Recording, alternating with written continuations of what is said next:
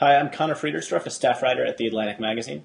Philip Klein, I'm a senior editorial writer at the Washington Examiner and author of the new book, Conservative Survival in the Romney Era.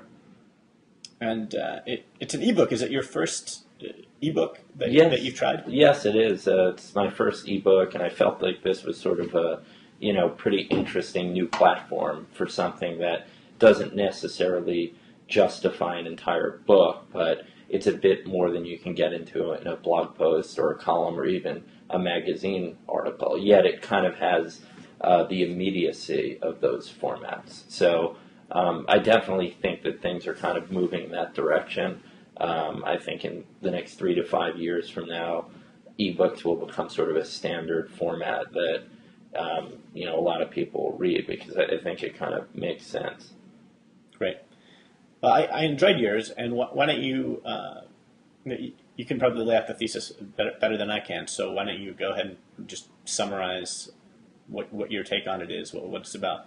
Well, essentially, the book is about the broader context of the book grapples with the experience of conservatives during the Bush era, and it's pretty indisputable at this point among conservatives that Bush exploded government while he was in office, with Republicans in power in Congress and with a Republican president.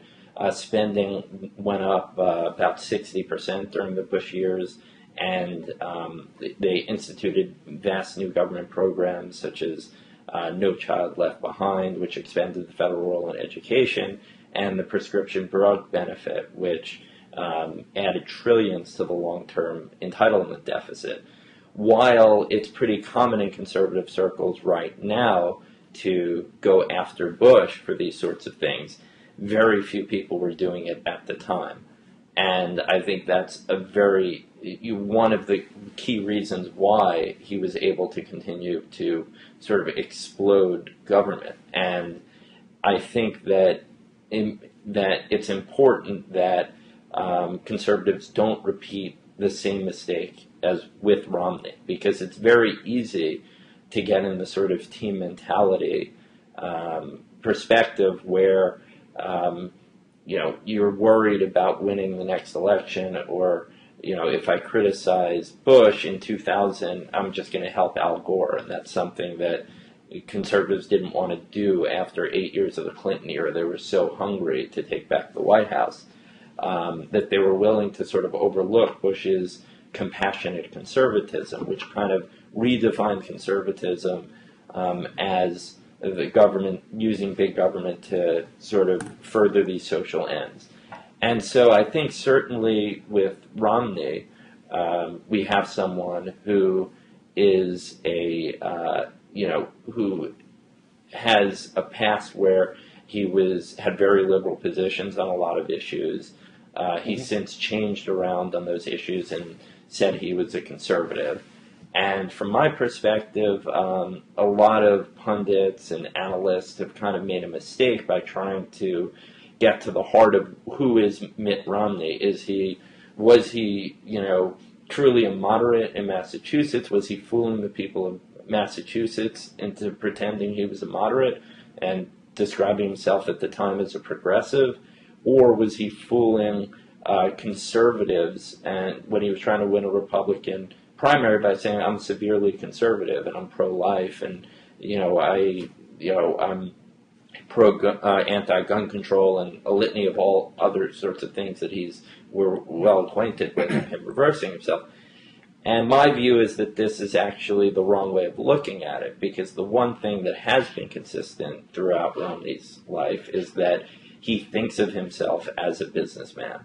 And I think if you look at it through that aspect, it's a lot easier to understand Romney, because essentially here's someone who is, in business, there's no sort of scruples, there's no shame in switching your positions in order to meet a new market demand. That's what good businessmen men should do. And I think that that's what we kind of see with Romney, is that when he was pitching himself to a liberal to moderate marketplace. In the market in Massachusetts, the way a Republican wins is saying that I won't raise your taxes and I'm socially liberal. And yet, when you're running for the Republican nomination, obviously you want to be conservative. So I think that that's one of the reasons why, as a lot of people say, how could Romney sort of so effortlessly, just so shamelessly move from one position to another? And I think it's really it just gets him with his businessman aspect. So from a conservative perspective, as someone who wants to see government, shrinking of the government, wants to see entitlements reform, wants to see free market health care and stuff. From my perspective, it's sort of, okay, Romney's clearly, better than Obama on those issues, but, is he going to revert back once he's in office? So what can conservatives do to try to give him honest critiques from the right to try to make sure that he doesn't migrate back to the left if he becomes elected? And so that's sort of why I wrote this, because I felt like it was important to set the precedent very early on that conservatives weren't going to repeat the same mistake as Bush, that we'd be watching him closely to see if he sort of starts to deviate from a lot of the promises he made during the Republican primary when he was courting conservatives. So I'm curious about your thoughts on the Republican primary. Do you think that Romney came out of it as the winner because the other choices before conservatives weren't very good, or do you think it's that the Republican primary electorate is not actually as conservative as the Tea Party, as the base of the conservative movement? I think that it had to do with the field of options that were available. I think a lot of people if you just looked at the way polls went over time, basically it was pretty clear that until the very end, any person who popped into the race would just have a huge run to, by trying to claim the conservative mantle. Whether it was, Michelle Bachmann, when she had a bump around the time of Iowa in the Ames straw poll, immediately supplanted by Rick Perry's entrance into the race, who soared to the top. When he completely fizzled, you had even Herman Cain, this kind of absurd figure who had, rose to the top of the polls. Newt Gingrich, Rick Santorum overtaking Romney at one point, at least nationally, and winning a lot of key primaries despite being grossly outspent. So I think that there was a lot of demand for somebody other than Romney. However, in my ebook, I sort of talk about how you ended up with Romney and how the field ended up weak. And I think that also harkens back to the Bush era, because essentially during the Bush era you had a 8-year period where a lot of any Republican who is in office in a position during that period was kind of corrupted by the Bush era. They probably voted for a lot of earmarks. They probably voted for the Medicare prescription drug plan and No Child Left Behind, and all sorts of things that are unacceptable to today's Tea Party electorate. Right. Santorum is kind of the poster child. Yeah, Santorum's the exact. And even Newt Gingrich, who wasn't in government for much of this time, still took positions that were supportive of all these things. Exactly. Anyone who was around and kind of important figure during that period would have been somehow co-opted by Bush. So then you have another factor, which is that a lot of, because of the Republicans' terrible defeats in 2006 and 2008, because the backlash against Bush, a lot of Republicans lost during those times. Rick Santorum, too, losing in 2007, his Senate raised by 18 points. And at the same time, there weren't many fresh Republicans elected. Now, starting in 2009, and then much more so in 2010, you did start to see a lot of fresh-faced, more Tea Party compliant candidates get elected to offices. However, they weren't ready, to turn around a few months later and suddenly make a run for president. So basically, I think that the bench is kind of deep for down the road if a lot of these sort of Tea Party fueled candidates develop and mature, whether it's Marco Rubio or others. But in this particular cycle, it was this kind of awkward time period. So you were kind of left with Romney because essentially nobody was really that conservative, that pure conservative. Even Gingrich and Santorum, who were trying to claim to be authentic conservatives who stood for their principle, there were plenty of things that you could point to in their record where they sacrificed principle and where they were, big government conservatives. So it was hard for Tea Party to totally get around any one of those other candidates. Well, I think, though, that there were some candidates, right? Like Michelle Bachmann is someone who could say, I wasn't co-opted by the corruption of the Bush years. And Herman Cain was also someone who could say that, but they weren't deemed credible candidates, I don't think. That's the thing. Much of the electorate. Yeah. And do you think that's just because they lacked the years of experience that someone like Santorum could bring to bear? Because it seems to me that Americans are actually willing to elect inexperienced candidates in some instances. But that in the case of someone like Bachmann, right, she had a reputation for going on television and saying some pretty extreme things. That was one of the ways that she rose to prominence and got a lot of her supporters and created a lot of her fundraising base.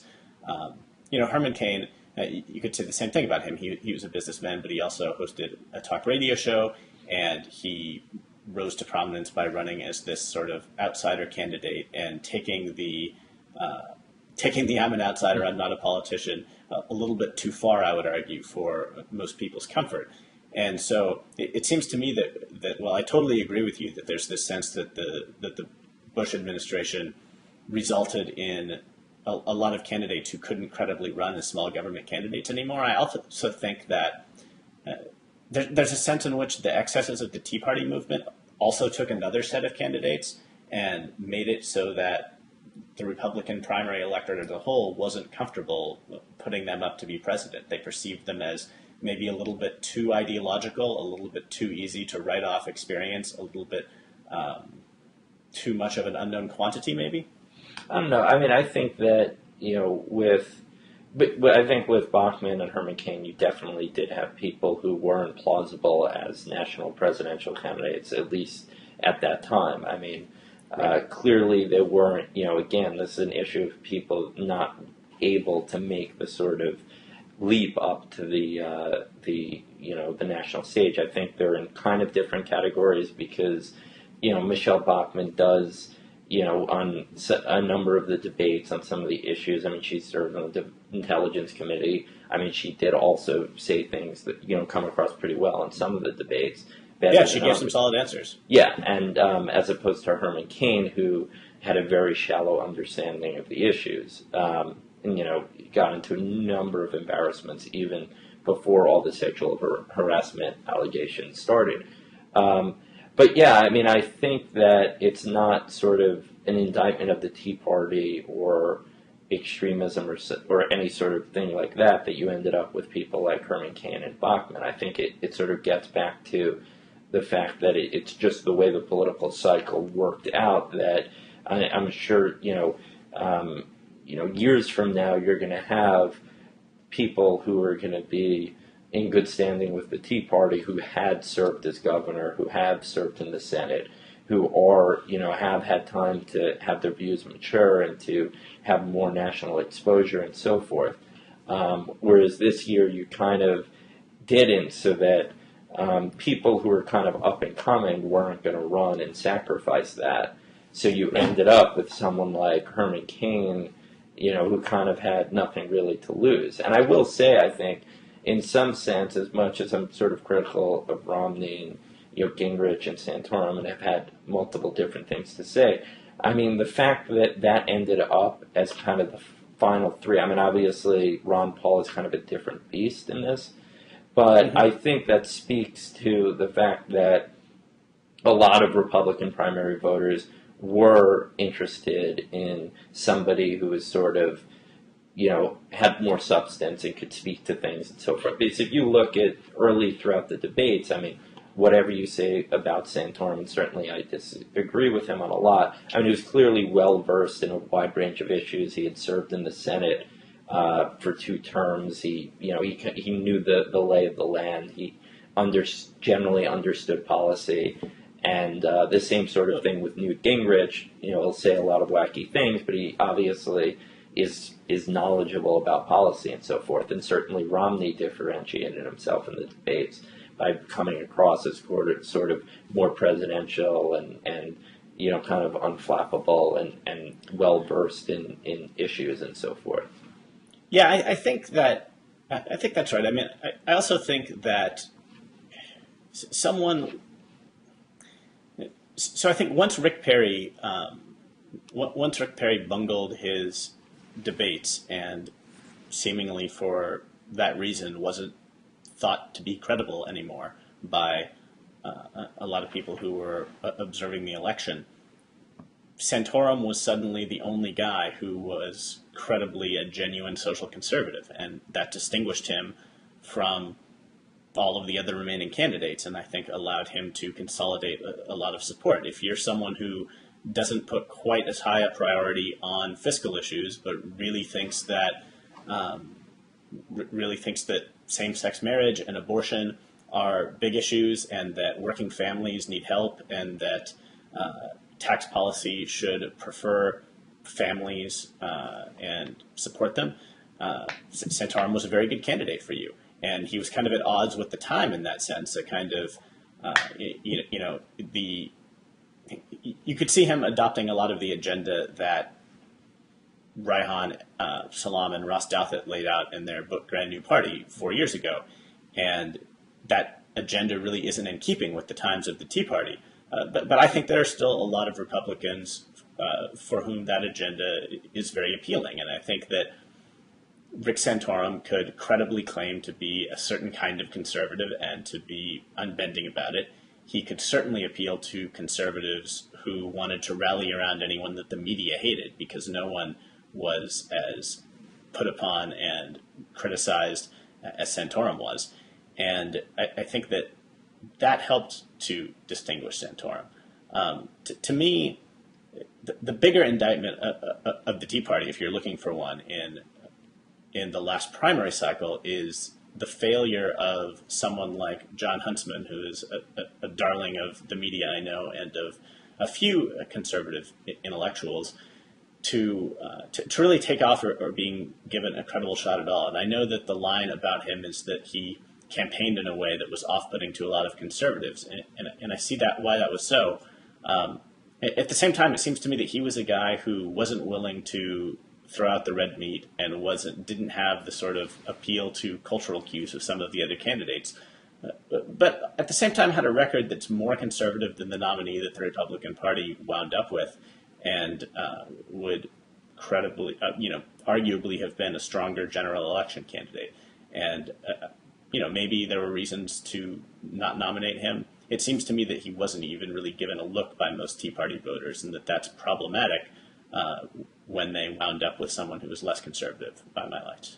Yeah, I mean, I think that the problem is that that's an issue of the way Huntsman sort of presented himself. And keep in mind that Huntsman, to start with, is a lesser-known quantity. Romney Sure. had a lot more name recognition to start off with in the beginning of the process.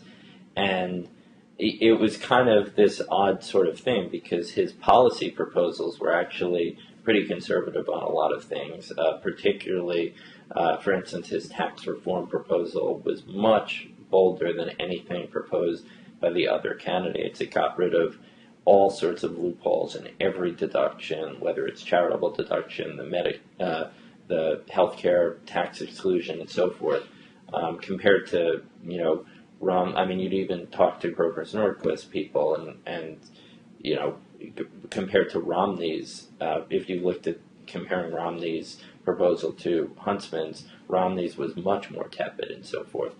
But I think that Huntsman had a kind of split personality campaign, and he didn't know. I mean, basically, first of all, it was founded on a kind of odd premise, which was that getting around the idea of about him leaving his job as ambassador of China to run for president, because to start off with, it's sort of like, okay, some people are going to criticize him for having served in the Obama administration.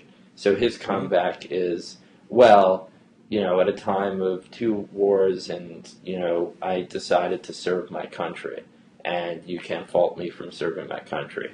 And fair enough, that's a fair enough argument that people can understand, but then it's kind of undercut by the fact that, well, if serving your if the proper thing to do to serve your country was sort of to serve in this role at the behest of your president as an ambassador to China, then to sort of quit that job mid-post to run for president against the president is sort of kind of an awkward argument to make.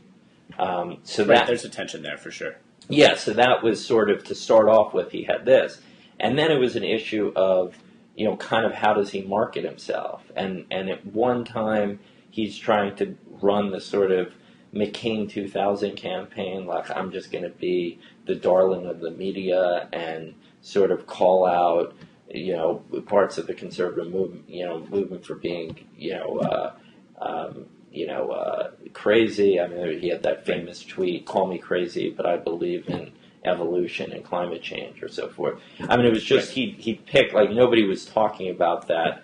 I mean, he just sort of picked these unnecessary fights that played into this idea that he was kind of like this McCain character who just wanted to put the thumb in the nose of conservatives, but then on the other hand, he'd have like these policies that were very conservative. His record was conservative. So it's just unclear why he chose to run. I mean, had he from the beginning sort of launched his campaign by saying, my policies are conservative and my record's conservative, and just focused on that, it seems like that would have been a better route for him to follow, but it wasn't his consistent message, so you can't kind of blame a primary voter for, kind of being confused about where he's coming from. Well, I think that I grant that he ran a poor campaign, and that the messages he was sending were guaranteed to be perceived as mixed, and that isn't totally unreasonable for a primary voter. I guess the criticism I would make is that primary voters are relying upon a larger world of information in order to figure out who to support. And I think that if you're Jon Huntsman getting into the race, you have this dilemma where, for one thing, the John McCain strategy that he pursued, in fact, led John McCain to the nomination in 2008. So it wasn't entirely crazy. Times have changed, obviously. But well, I mean, I kind of dispute that. I mean, I was talking about John McCain's 2000 campaign, which was different than 2008, because in 2008 he was kind of the Romney in a way, kind of the last man standing after all these other people kind of blew up. And if you remember McCain's campaign, he kind of started off running kind of against conservatives with immigration and so forth, and was pretty much written off. And then he kind of moved away from that and sort of said, okay, people have spoken, border security first, and then the issues that were most concerned people kind of gravitated toward Iraq. If you remember, in the fall of 2007, it was all about General Petraeus testifying in that Petraeus Move On ad, and is the surge working or not? And he was an early proponent of the surge and sort of back from that. So, and not to get into the whole 2008 thing, but I wouldn't say that the sort of running against conservative strategy was effective for McCain. It was kind of a more complicated issue. Yeah, I mean, I guess I would say that he retained some of his maverick cred with the media, and that helped him in 2008 in some ways. But so the point I want to make about Huntsman is that he although I can't fault the primary voter who is confused by him, given the larger information environment in which the average voter operates, which is understandably not a political junkie and not tuned into, the record of every governor in the United States or the details of everyone's policy platform. I think that Huntsman coming into the race recognized that having the most conservative policies on paper was not enough to get you distinguished, but it was not enough to get recognized. I think he saw that guys like Herman Cain could come into the race and use their charisma and sort of reach out to the cultural cues of the right and identify in a way that was going to excite conservatives. And I think that Rick Perry could do the same thing, and Michelle Bachmann could do the same thing. And Palin, although she wasn't running, also has that charisma and that ability to sort of zing the media and to zing the left and to do these things that create a lot of excitement among conservatives. I think Huntsman saw that he didn't have that personality, he didn't have that charisma, and he faced this question of, in this crowded field, how am I going to distinguish myself? And so he reached out and tried to go the sort of, as you said, John McCain 2000, not 2008 media route. And, obviously that was a bad strategy. It didn't work for him. So there's no denying that. But I would say that it's a shame that there's this larger environment in which having actually one of the most conservative records isn't something that gets you recognized in the conservative press. It doesn't get you invited onto talk radio shows and fawned over in the same way that Herman Cain was. It's actually zinging liberals and throwing out red meat that gets you that. And, maybe there are good reasons for that. I don't think that's quite fair. I mean, keep in mind, too, that I'd say that if you look back, for instance, in early 2009, the beginning of the Obama administration, essentially there was a debate among kind of broader Republicans, not necessarily among conservatives, about how do you respond to the Obama presidency. And obviously, we all remember how popular he was when he came in and so forth. And basically, there was one side that said, okay, we need to sort of moderate and change our image, and we can't be as combative with Obama. And there was another school of philosophy, which is, no, we have to block his agenda and we have to stand up against him, and we're not going to compromise on these principles. And clearly, over time, the latter category won out. But it wasn't clear where things were going to fall in 2009. And you had someone like Mark Sanford before all the crying in Argentina and stuff happened, where he was sort of staking himself out as someone who was, I'm going to reject Obama's stimulus funds for South Carolina and so forth. Bobby Jindal, rejecting some stimulus funds. So you definitely had some Republican governors who were taking a more combative stance towards Obama.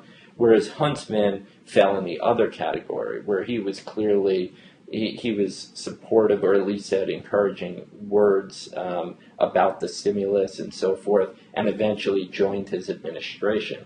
So I think that he was sort of gearing up everything, while other conservatives and other politicians were kind of positioning themselves to sort of saying, no, we're going to return to these core principles and oppose Obama's agenda.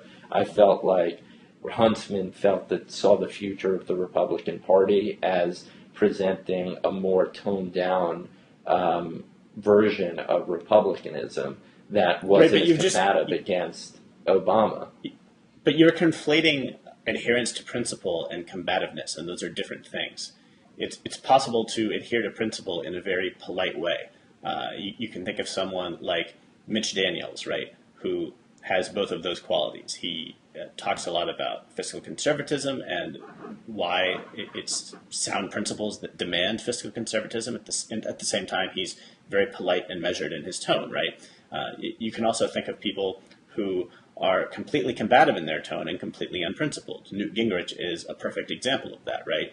And I think that people look at Huntsman and they see someone who is who wasn't combative in the same way that some other Republicans were, and they draw from that the conclusion that he was less principled. I don't think that follows, and I think that that the conceit that it does follow means that the Tea Party movement and the conservative base is constantly confusing the two and winding up with people who are actually less principled but are combative. That it's combativeness that they are actually oftentimes seeking in their champions, and not actually principledness, and not maybe the thing that they really should be seeking, which is effectiveness in pushing their agenda. Yeah, I mean, I agree that combativeness and principles are two different things, but what I was saying is that in both cases, Huntsman that early 2009 timeframe fell short. He wasn't speaking up against the stimulus bill, which I think any conservative should have, and he wasn't fighting this massive incursion of big government that was being done by President Obama. So I think that's different. I mean, I think Mitch Daniels is kind of a different situation. I still believe that if he had ended up running, that he probably would have won the nomination over Mitt Romney, because whatever problems, you may be right, and whatever problems conservatives had with Mitch Daniels and his sort of statements that he made, clearly his record is much more conservative than Mitt Romney, and clearly he's more electable, I think, than a Newt Gingrich or Rick Santorum. So I think that he would have. I think that he would have ultimately, I mean, it didn't necessarily look this way when people, when he said he wouldn't run, and at that time people still had this fantasy that there was going to be some electable conservative alternative to Romney that was going to emerge. But certainly seeing where the race ended up, to the point where basically Rick Santorum is, someone who was written off as a has-been in 2006, is, this serious contender to Romney. I mean, I certainly think that Mitch Daniels would have won and stuff. And I guess, I mean, clearly we have different, takes on the influence of the Tea Party. In my view, it's an incredibly positive development and I don't see it as sort of this substantive list, sort of, lashing out that sort of is kind of mindless, and they just want red meat and everything. I mean, I think that it's a very positive development for this reason. It's that as someone who wants to limit the size of government and believes that the future of the country depends on our ability to restrain government programs, I think that the problem that has always existed has been whenever, that it's very easy to talk about we need to get the debt under control. Whenever politicians go about doing it, there's a tremendous backlash, as we know, from all sorts of special interest groups, and there's tremendous number of fear tactics, and people sort of, and then politicians sort of back off any attempts to cut things, and they normally restore whatever they cut. And so, because that's the path of least resistance, what the Tea Party, I think, has done and accomplished is that it's created a countervailing force in American politics, whereby it's no longer the path of least resistance to just continue to allow government to expand on autopilot. Now there's a cost to people to sort of going along and getting along and just constantly approving more and more spending. And I think that that's an important point, that now a lot of Republicans are afraid that if they vote for too much spending, that they may actually get primaried and lose.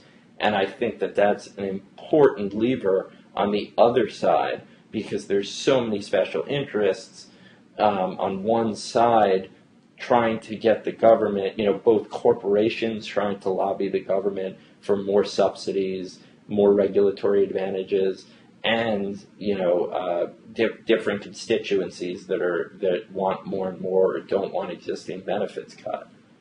Yeah, I understand why you think that the Tea Party is a salutary development, and I think that you're partly right. I think it is a great thing to have a counterweight that is pushing for fiscal conservatism. I think to a degree the Tea Party does that. I have more mixed feelings toward them. I think that they are ineffective at choosing people who can implement the things that they say that they want. And I also worry that they are not a fiscally conservative movement so much as they are an anti-tax movement. I worry that they're going to make the same mistake that I regard Grover Norquist as having made, which is to think that taxes are the most important thing. If only we can hold down taxes, then that's the way to be fiscally conservative. I worry that that just makes all of the government goodies that we're getting seem cheaper than they in fact are. And I worry a lot more about deficit spending.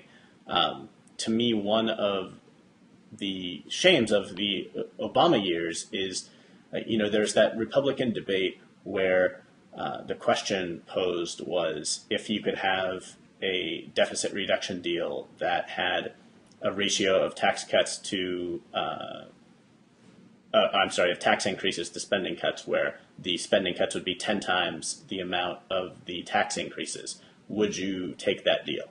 And everyone on stage said that they would not take that deal. That seems nutty to me. Well, it seems like the question is kind of a silly, silly phrase, a question that's phrased in a silly way, because I think that the way the ratios work out, the reality and the principle of the situation is this, is that one, what we've seen in the past is that when we've had deals, and you could go back to particularly the 1990 deal, which is highly praised, that when Bush broke his read my lips, no new taxes pledge and passed a budget deal, he was promised a lot of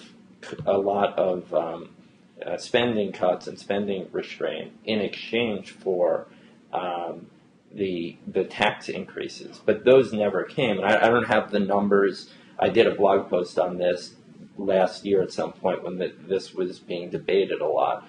But I went back and I looked at the numbers. And if you look at CBO projections before the 1990 budget deal, spending was actually ended up being higher than it was projected to be even without the deal. So essentially, if there was no deal, spending would have been projected to be even lower than it actually ended up being, which is to say that Republicans took this big political gamble. A large reason, a big problem with Bush losing in 1992 and losing the support of conservatives was tied to him breaking his tax pledge.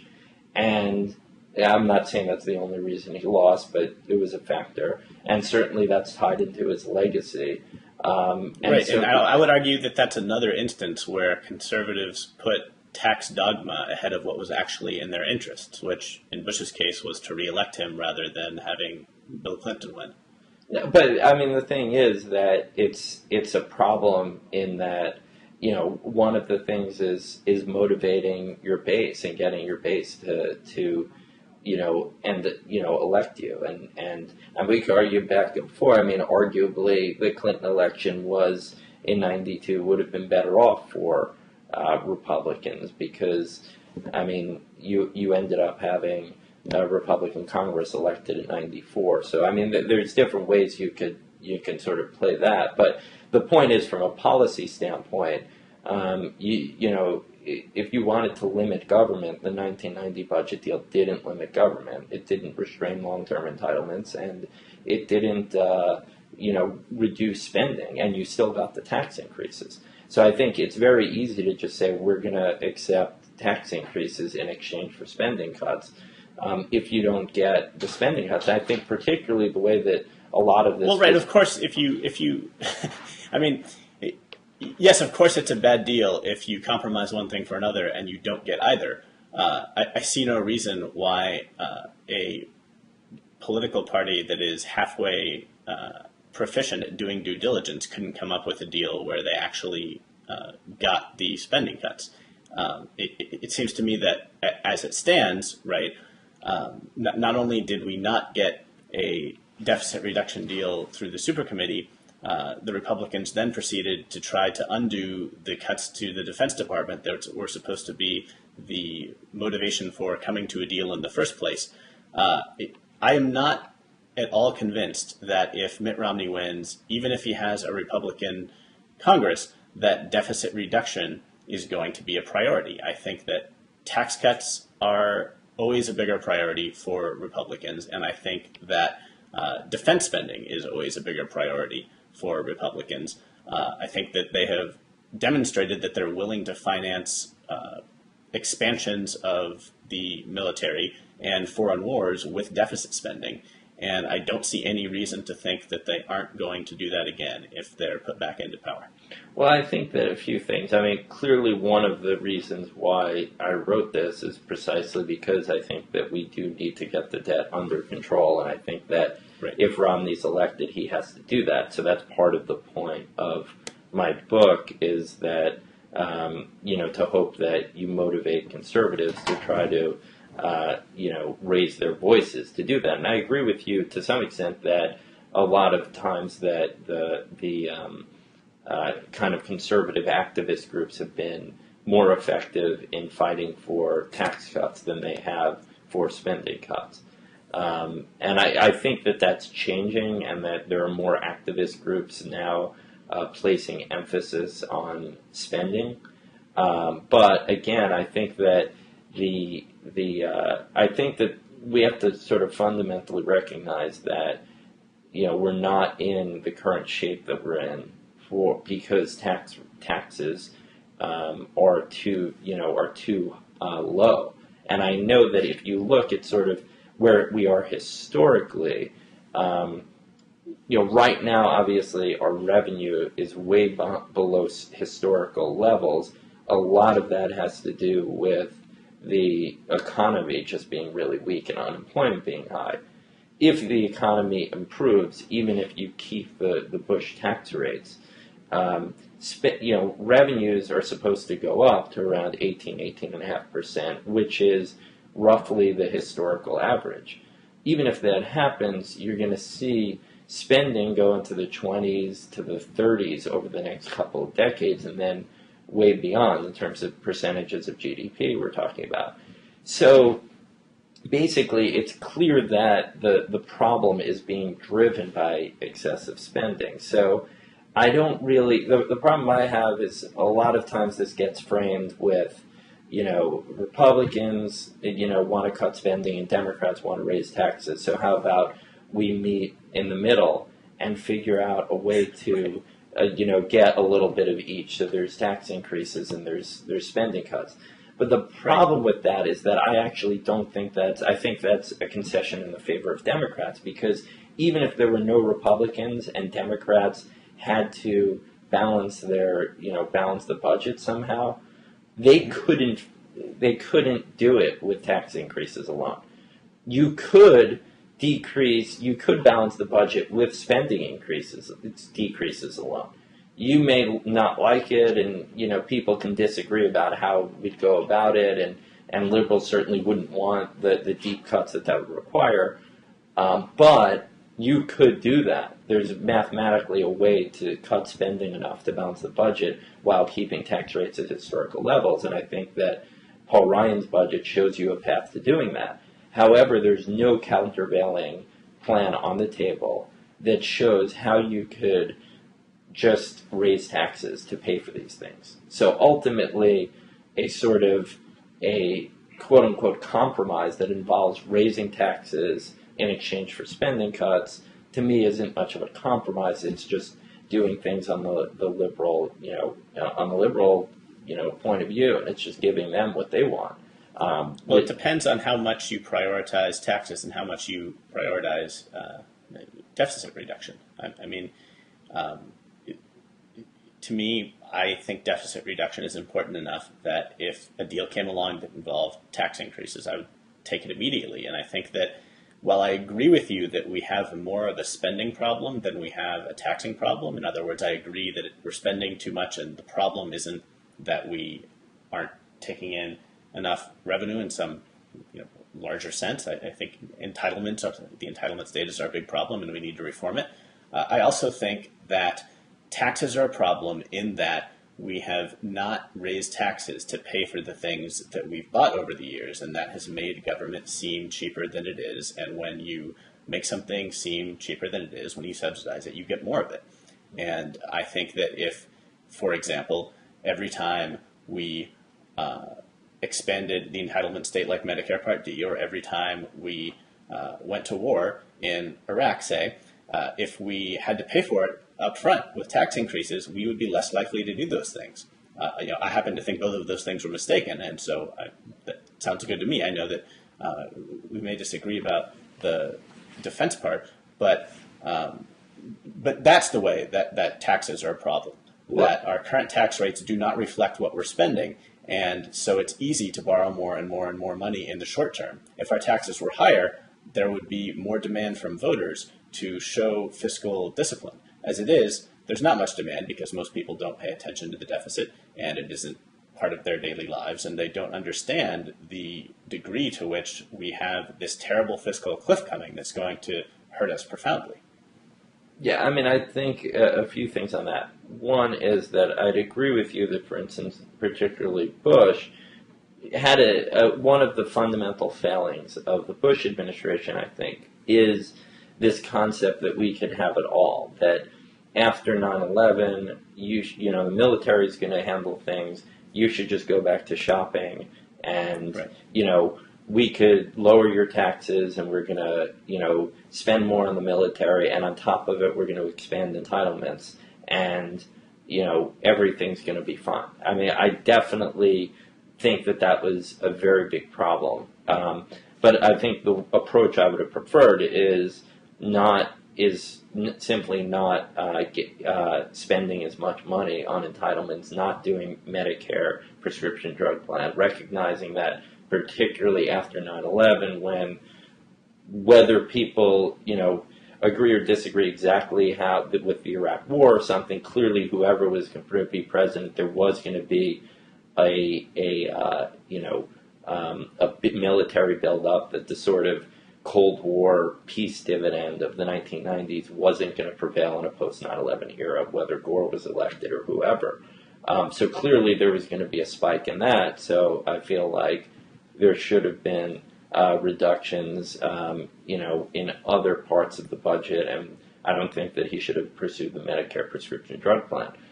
So clearly I would have done things differently, and that's why, I support a policy that is focused on, lowering, I believe in sort of more than tax cuts. I think it's more important to fundamentally overhaul the tax code to get rid of a lot of the waste and a lot of the special interest tax loopholes, and to use that to bring down rates and to have a simpler, flatter system. I mean, I think the reform element is more important than just sort of simply just trying to cut rates.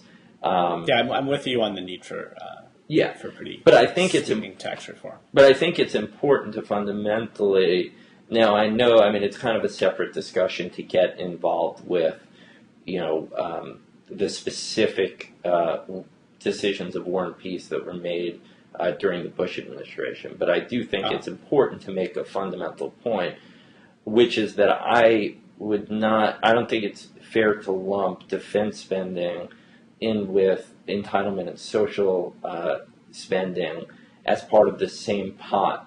And as if they're both equally legitimate forms of spending. Because in my view, and not just in my view, I think if you look at the U.S. Constitution and if you look at the enumerated powers of Congress, it's pretty clear that the defense was one of the fundamental reasons why the United States was created, and we had this U.S. Constitution that was formed, as opposed to the Articles of Confederation, where you had individual states having their own navies and so forth. This was one of the fundamental reasons of having a federal government is defense, and this gets to one of the foundational instances as to reasons why you have government in the first place, to sort of protect individual rights from invaders, both foreign and domestic threats to individual rights. And it's not pragmatic, it's not practical. There's no possible way to try to say, unless you get into these obscure sort of Murray-Rothbard arguments with sort of competing private militaries and so forth, that very few people would support. I think there's a general recognition that it doesn't make much practical sense for me as an individual to try to contract out protection of my border with some private company and so forth. So but look, I mean, I agree with you that defense is the first priority of government. I think that point, accurate as it is, and legitimately important to remember, is just completely disconnected from the actual decisions we face. I mean, personally, I think that the United States should maintain the strongest military in the world and spend more defense on, or spend more on our military than any other country in the world to keep it the strongest and to deter people from attacking us and to protect the homeland. It's a very different thing to say that the United States military should be however many orders of magnitude bigger than all the rest combined. And it's also a very different thing to say that to take this notion of defense and defending the homeland and the constitutional reason for the military, and then to somehow conflate that, right, with invading a country on the other side of the world, occupying it for 10 years, and trying to build a Western-style democracy there. I don't think that is what the founders had in mind when we banded together and abandoned the Articles of Confederation. And I don't think it's fair to conflate that and act as if that spending on that, right, is just a natural outgrowth from what we adopted the Constitution to do. Whereas, Social Security, totally disconnected from it.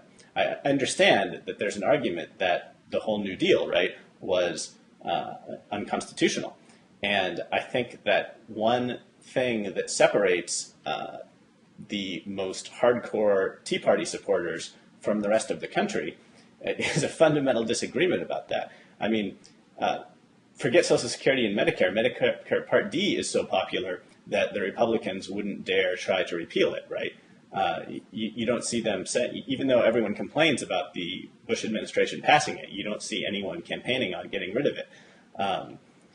So I think that there's this weird disconnect on one hand between the kind of rhetoric that the Tea Party has and the actual things that it would ever be able to do, even if it got into power. Another way to put this is I think that there's a failure to persuade and to focus on getting into power as if you just have enough people in the Senate, then everything will be okay. And on the other hand, and this is actually one of my disagreements with your ebook, that you didn't emphasize this point, and I don't think that you agree with this point. To me, you cannot have a small, limited constitutional government and what Eisenhower would call the military-industrial complex that we now have. And if you look back at American history, you can see that in World War I and World War II, these are the times that the state got phenomenally more powerful when the federal government had a much bigger impact on daily life. And to me, you can see the same things happening with the war on terror and the war on drugs. We're fighting this battle about healthcare now and whether an individual mandate is constitutional and the extent of the Commerce Clause. And yet it wasn't so long ago that the war on drugs was being used to, in a Commerce Clause case about states and the ability to regulate marijuana. You see the Department of Homeland Security that is just expanding in its mission at an incredible rate, where you have TSA-style checkpoints on highways now that are checking truckers. You can't get on an airplane without getting patted down and getting naked scanned.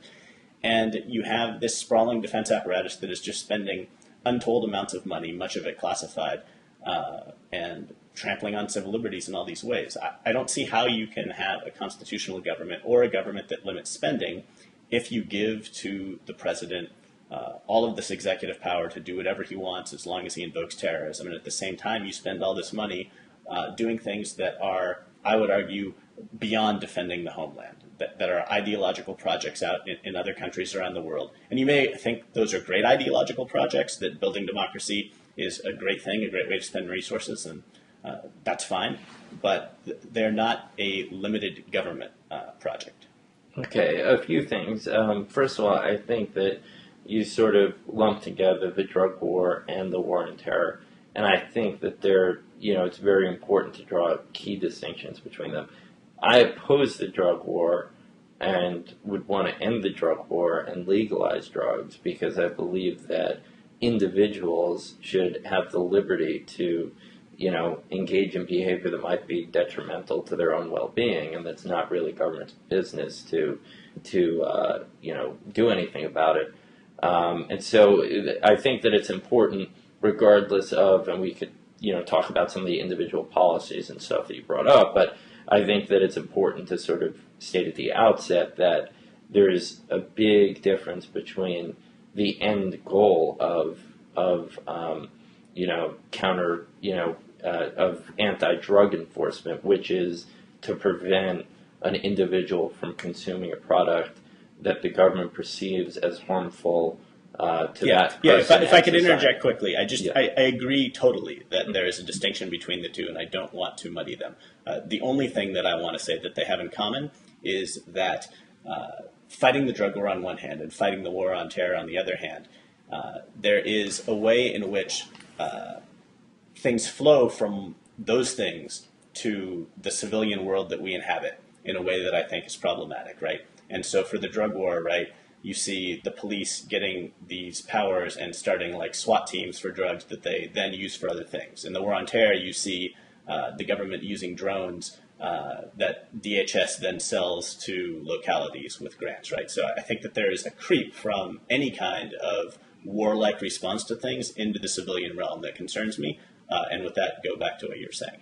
Yeah, I mean, I think that it's definitely, there are definitely areas where we should, look at the abuses and, see, or I would say, see if things sort of veer off from the stated purpose of enforcing, terrorism. And I think that it's an important balance to strike. And I know Eli Lake, for instance, who's at Newsweek, often talks about the importance of a lot of these sort of terrorism policies and Patriot Act sort of things to sunset them so that you can kind of constantly review them so that you're not just sort of passing things on an ad hoc basis that never get, closer examined or tweaked over time and stuff. So I definitely think that things could be adjusted and so forth. I guess it's just that, there's no doubt that if you went into the defense budget and the Homeland Security budget, which I think that Homeland Security should just be abolished as an agency because it sort of cobbles together a lot of different areas. It just adds another layer of bureaucracy, and that everything that the DHS does could be integrated into other existing agencies without having to have this whole agency. And I'm sure that if we went through the defense budget, there are things that we don't need to be spending on. But the question is, if you cut the defense budget, are there other things within the defense realm that we should be spending money on, and that spending money more intelligently on that we're not currently spending money on? And that's the problem. The type of steep defense cuts that we're talking about within the sequestration don't just deal with the idea of some extraneous pet project in some congressional district, but there are a lot of questions raised about that get to the heart of sort of military readiness if these sort of sequesters go through. I mean, I think that the way that whole deal was conceived was silly, just because, I mean, you remember it, they were up against the wall to get this sort of debt ceiling deal done, and they sort of cobbled together this deal and threw together these sort of threats that were supposed to force the parties in the super committee to compromise, that the Democrats wouldn't want to cut Medicare programs and the Republicans wouldn't want to cut defense, and that was this concept. But of course, the super committee was fundamentally flawed from the start, because both, all members of the super committee were appointed by people who, by the Republican Party, and Democratic Party leaders who were all under pressure to appoint people that wouldn't cave. And so it's not surprising that the super committee didn't come to anything, and we're in this awkward sequester situation. And I mean, what Paul Ryan has tried to do, for instance, in his budget, is to try to replace the sequester cuts to defense with cuts elsewhere. So, I mean, you could at least say that they've been, there's been some effort, at least among some people, to point to specific places that they've cut to avoid the sequester. I do sort of think that anyone who's sort of like, we should undo the sequester without having, some sort of offsetting spending cuts elsewhere, is problematic. It just seems like the Republicans have a way that if they were put into power with a big enough Senate, they would maybe reduce the deficit. And I say maybe because I'm not entirely convinced that they would actually be willing to cut entitlements. But it seems like I guess what I wish is that there were more Republicans, and I give Paul Ryan some credit for this, although I think he could be a little bit more detailed in what he actually wants to cut. But I give him credit for at least making what I think is an unpopular argument and setting it out there and trying to get people to commit to it ahead of time. John Chait wrote a column about this, about how Ryan was basically trying to win the argument about what we do after we win the election before it happens. And, like I said, I would like to see entitlements reformed. I'd like to see the tax cut reformed. I hope that he wins those arguments. I don't think that the right is doing a very good job persuading anyone that doesn't already agree with it about the need to, for example, radically cut Medicare. I think that remains a very unpopular thing in the United States, and it seems implausible to me that Republicans are going to win the presidency and amass a significant congressional majority and then implement something that is really unpopular, and then that's just going to be the end of it. And we're going to live in a country where we spend a lot less money on Medicare because they just managed to push through this unpopular thing. I think that the conservative media isn't really it isn't really a body that is set up to persuade people who don't already agree. It's set up to talk to people who basically already agree, and to have sort of intra-right fights about what everyone should be agreeing about. And one more thing while I'm talking, we've been talking a lot about the size of the budget deficit and the size of the budget and what we spend on entitlements, and those are really important things. I do want to emphasize that they aren't the only things that matter when you talk about the size of government and when you talk about a constitutionally limited government. And when I think about the war on terror and the effect that it's had, I mentioned, the hassle of traveling now and the need to have either this intrusive pat-down or the naked scans that you go through at the airport.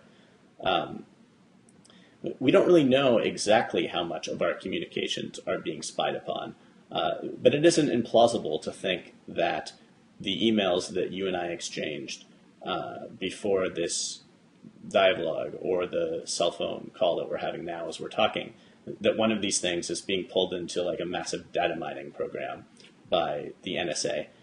And we are... I think that that's pretty implausible, actually. I think people at the NSA have better things to do than monitor, our email exchanges. Like I said, as much as I'd like to think of myself. I didn't say that there's an NSA. I didn't say there's an NSA employee actually reading our specific emails. Just that they're pulled into a larger government system that is scanned and probably not flagged because we didn't mention certain words in those emails. But nevertheless, pulled into a big system, right? Certainly the government, certainly the NSA has developed programs to do that very thing, and what exactly they're doing is classified. There have been whistleblowers who have accused them of doing something like what I just described. And in the case of the article that I'm thinking of, which was a Jane Mayer article on Thomas Drake, the program was reported to be that specific program was reported to be shuttered. But I guess without dwelling on that point, the NSA has expanded its domestic spying massively. There's no argument about that. And it's much harder to travel around the country. The TSA is expanding to stadiums, to trains, to highways. The president is no longer restricted from indefinitely detaining American citizens. And I would argue that there's a breakdown of the Madisonian concept of checks and balances, where we've given the executive too much power to do things unilaterally without any oversight from other branches of government. All of these things are, I would argue, extra constitutional and are getting us away from limited government in a way that ought to matter more, I think, to the Tea Party. And to be fair, does matter to some of the Tea Party.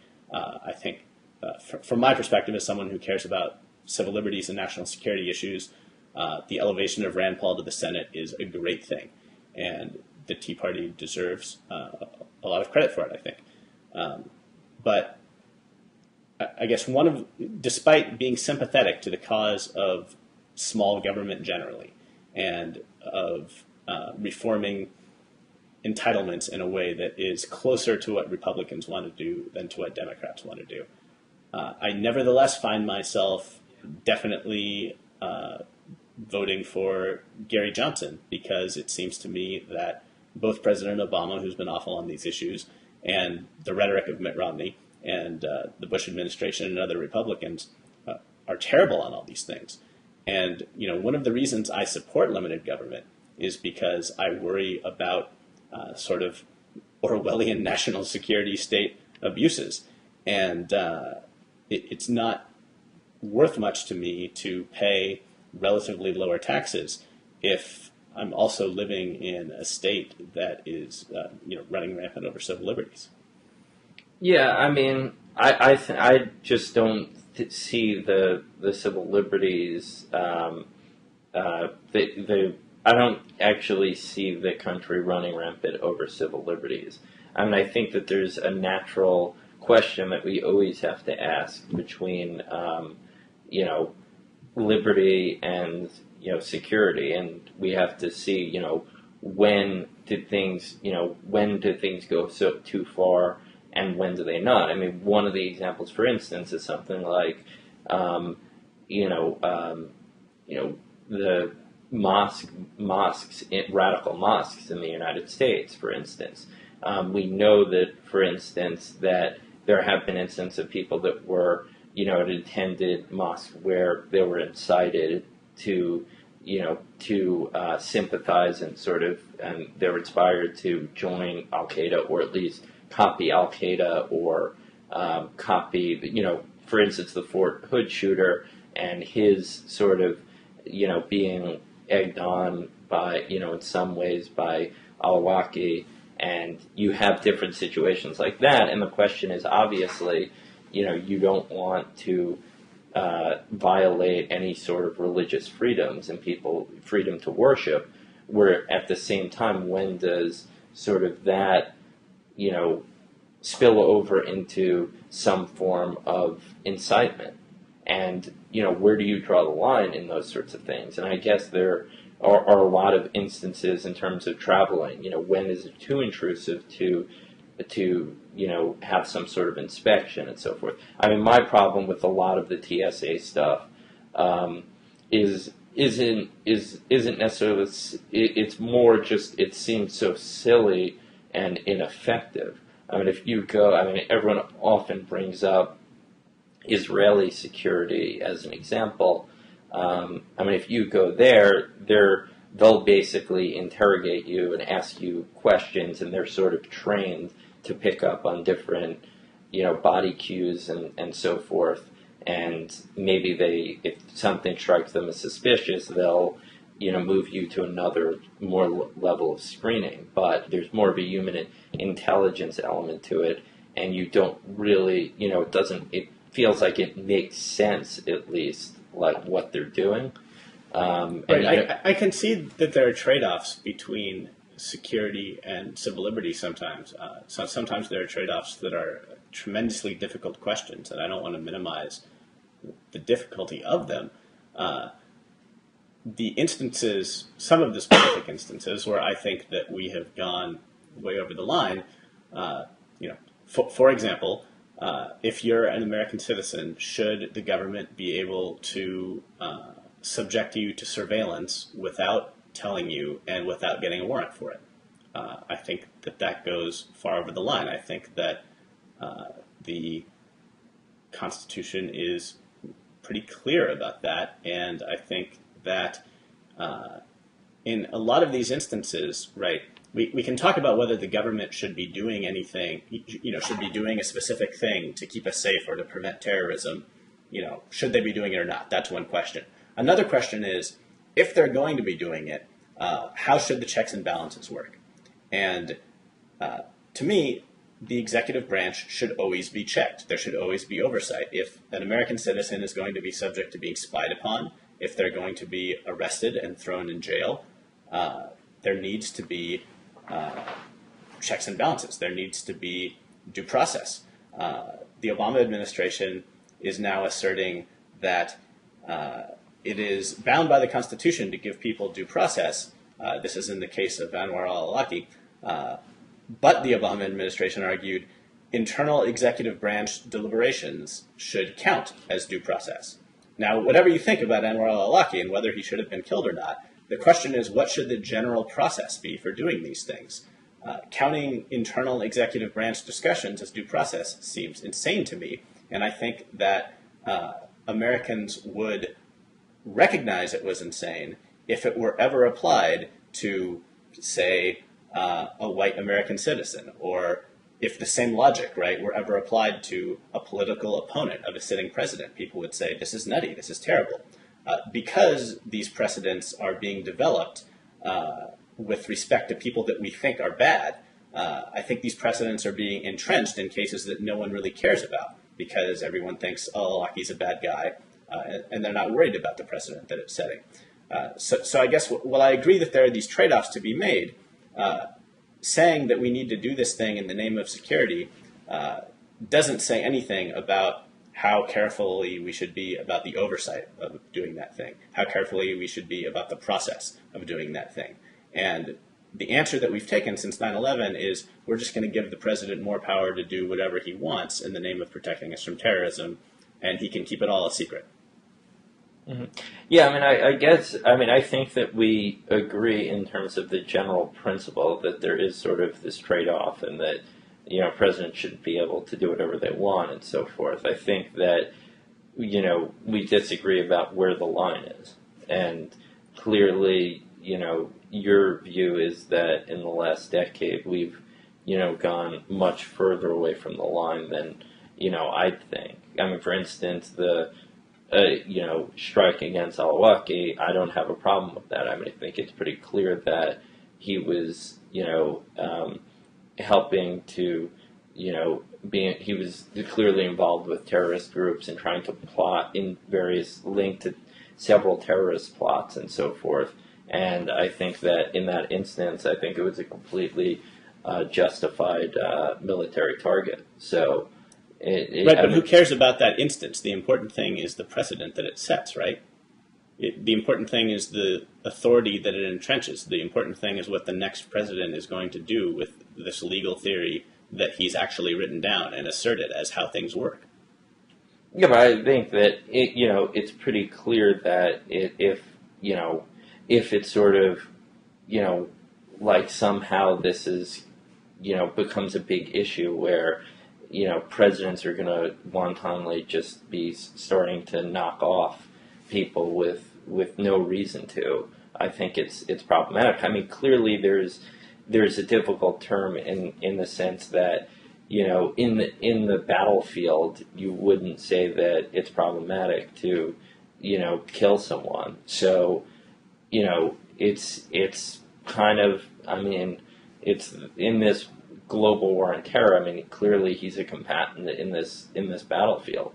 So I just don't see, again, I'm not going to lose sleep over it. So why wouldn't you just say, well, to err on the safe side, we're going to force a federal judge to sign off on these kinds of things? I wouldn't necessarily be, opposed. I mean, I'd have to look. I don't want to sort of, make sort of ad hoc policy statements without thinking through things, longer. But I wouldn't be, immediately, dismiss that idea out of hand. Right. I mean, obviously, there are considerations in terms of if you have actionable intelligence that might only be good for a short period of time.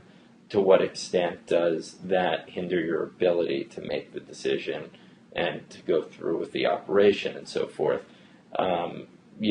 Would it be that you'd go before a federal judge and say, we have this person who we have all this evidence is subjected to all these terrorist plots. At some point in the future, if we have a location on him, could we take him out? Is it that sort of thing where it sort of grants you a right to go after that, the president, the authority to go after that at any point? Or is it sort of if they get actionable intelligence, that's when the point at which they have to go through a federal judge and so forth? Well, I mean, the way the process works now is that the Obama administration has a kill list of people that it just vets itself, and that the president's word is what determines if someone is on it or not. So I don't know. I mean, I think we've maybe hashed had enough, and we're running long. Yeah. But before we close, tell everybody the name of the ebook again and where they can get it if they want to read it. Okay, the ebook is Conservative Survival in the Romney Era, and it's available for just $2.99 on Amazon. You could download it to your Kindle or to your desktop and read it through the Kindle reader on your desktop. Yeah, and it's good stuff. I enjoyed it. So thanks for talking, and we should do it again sometime. All right.